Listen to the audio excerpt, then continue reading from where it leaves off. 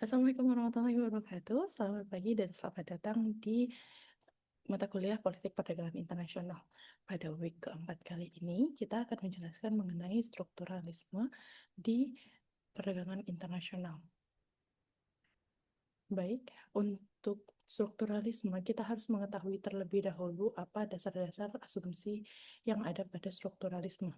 Strukturalisme didasari dari pemikiran Karl Marx yang berbicara mengenai mode production sebagai basis ekonomi dan sebagai fondasi masyarakat yang menentukan superstructure dalam hal politik, hukum, agama, media, dan pendidikan.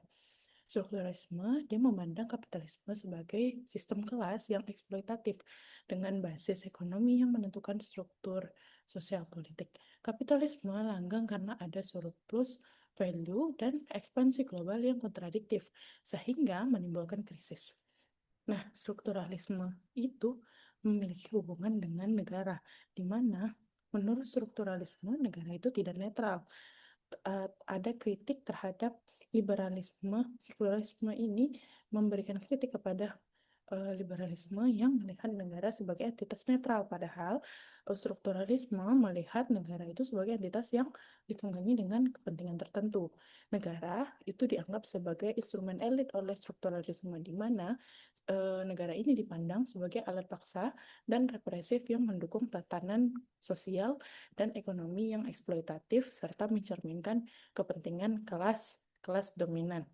Nah, selain itu, strukturalisme memiliki otonom relatif, di mana kebijakan yang tidak selalu sesuai dengan kepentingan borjuis, sehingga eh, terutamanya di bawah tekanan demokratis.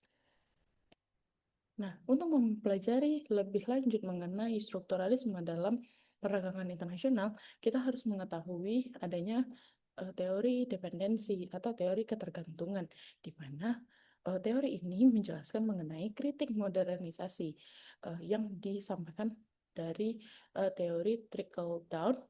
Pada modernisasi itu menurut dependensi teori itu tidak terbukti, dan keterbelakangan itu dianggap sebagai produk struktural global, di mana keterbelakangan negara dunia ketiga bukan karena kegagalan internal, melainkan memang sudah menjadi struktur yang terbentuk. Nah, ada juga pembagian negara menggunakan core versus periphery, di mana hal ini didasari dari ketimpangan kekuasaan untuk membagi negara menjadi core, itu negara yang memiliki um, tingkat perdagangan dan arus ekonomi yang kuat, sedangkan yang periferi adalah negara yang tidak memiliki ekonomi sekuat core atau bisa dibilang negara-negara berkembang. Nah, dalam tatanan strukturalisme, kita juga harus memahami yang namanya world system theory, di mana world system theory ini digagas oleh Immanuel Wallerstein, yang melihat dunia itu tidak bisa dipahami secara terpisah, tetapi harus dilihat sebagai sebuah bagian dari sistem internasional yang utuh. Ketidaksetaraan global adalah bawaan sistem kapitalisme dunia yang sudah berakar dan bukan sekedar masalah domestik.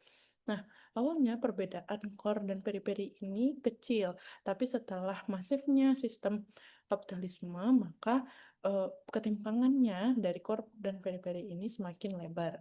Nah, ketidaksetaraan global ini, negara maju versus dengan negara dunia ketiga, adalah sebuah konsekuensi bawaan dari kapitalisme, bukan dari keterlambatan sejarah yang dialami oleh negara-negara dunia ketiga.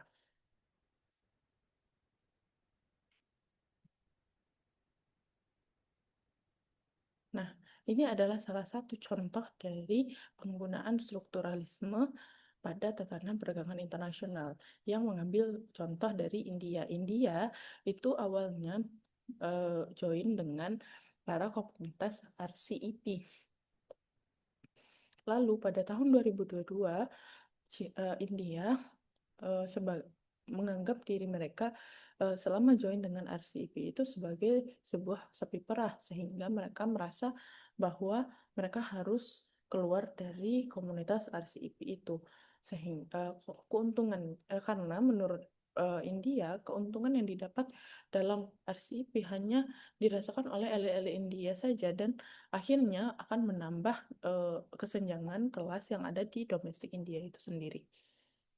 Nah, tadi kita sudah menjelaskan mengenai sistem internasional yang terbagi atas core dan periphery. Nah, di dalam sistem kelas, di strukturalisme itu tidak hanya core dengan periphery saja, tapi ada core, semi-periphery, dan periphery.